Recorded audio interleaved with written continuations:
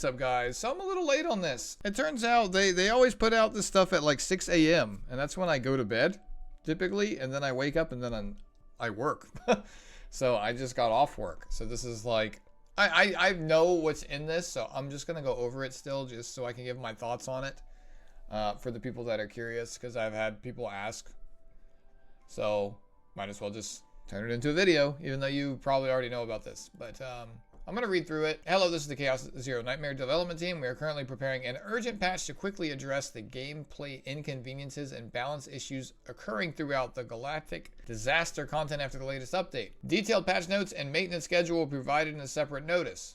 The core goal, I don't think we've got those patch notes yet, actually. I think those will be dropping soon. The core goal of the Galactic Disaster content was to offer a more thrilling and intense experience than regular content while allowing all protos to enjoy it with a variety of characters. Yeah, that's fucking hilarious right there. However, we have identified several issues that are preventing us from delivering the level of enjoyment we intended. Probably how much it costs to level up a unit. People have been saying this since the game launched. These include balance problems discovered after the update. We knew them before the update, bud. Unintended elements that could negatively impact the overall direction of the season, and the absence of planned content, including the deepest core and new boss battles. Okay, we recognize that these factors combined have fallen short of our vision for this content. Okay, so let me talk about that for a little bit. They're aware of the problems, that's good. But I am sensing a little bit of a disconnect here, because all of us picked it up within a day or two we're playing that like it was too hard to level up multiple characters. So for them, while allowing protos to enjoy it with a variety of characters, what you think you think people are going to play max difficulty on one character and then go farm fucking base difficulty on another character just to play a different one? I'm not going to do that. Not really, no. So the only way I could play a variety of characters, like maybe one difficulty lower, sure. But I'm not going to go farm like with level 20 characters in a new event when I have level 60 characters. It just doesn't make sense. I don't know, man. It just seems like they're... You guys ever play a game and you're like, the devs don't play their game?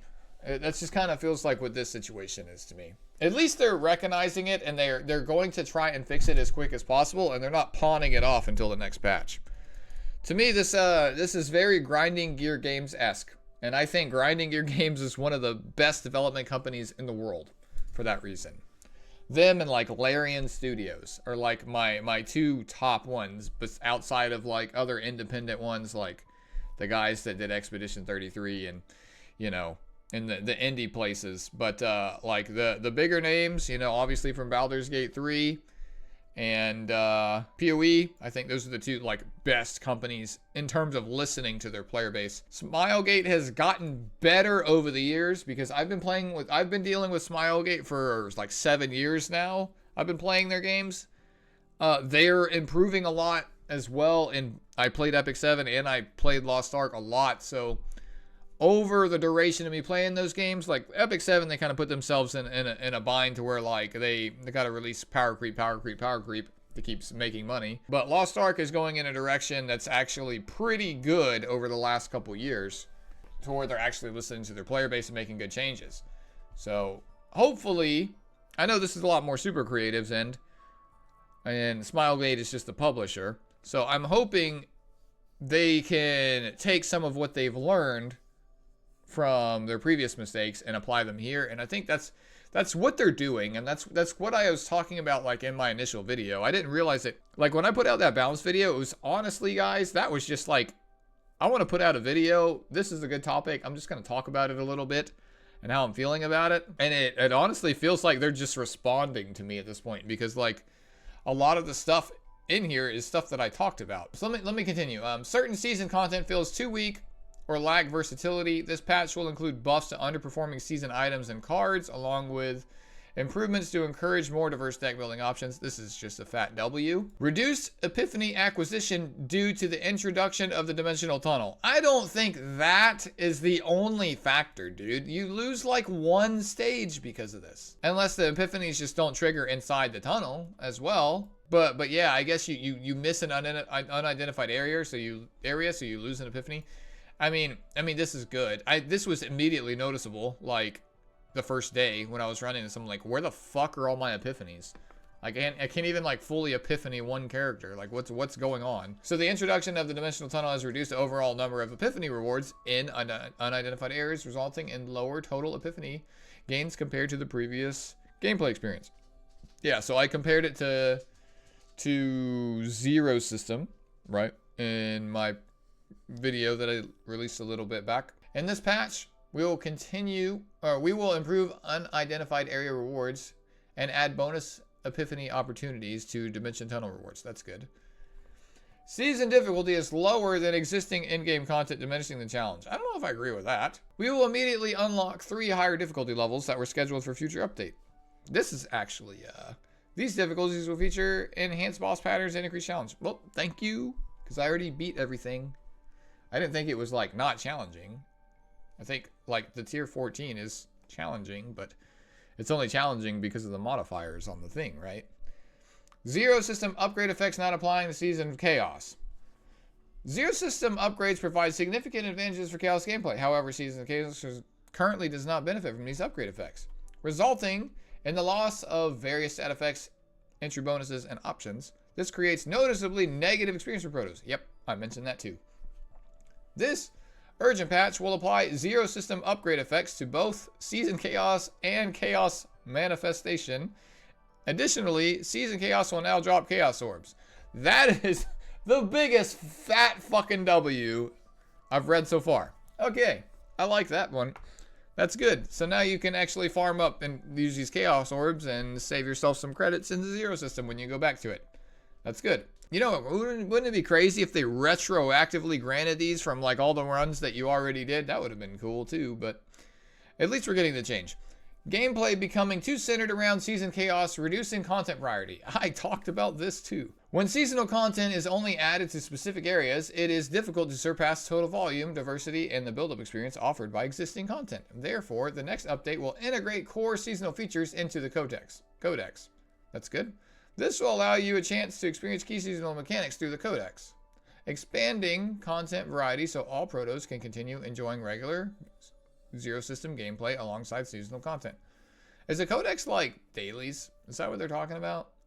So, like, are they talking about adding different dailies? So you have to go to your Zero System to do a daily? Is that what they're saying? I hope not, because that's not like, it's like that's a checkbox at that point. In the long term, we plan to improve seasonal content so it can integrate more naturally across the entire game. Chaos fatigue issue. This is the area our development team is most committed to improving. We are reviewing numerous adjustments such as early game boosts, enhanced chaos rewards, and lowering the difficulty of save data setup. Let's see that. The people, and myself, we want to build good decks, dude. We want the dopamine of hitting Divine Epiphanies. We want the dopamine of Cthulhu appearing every run.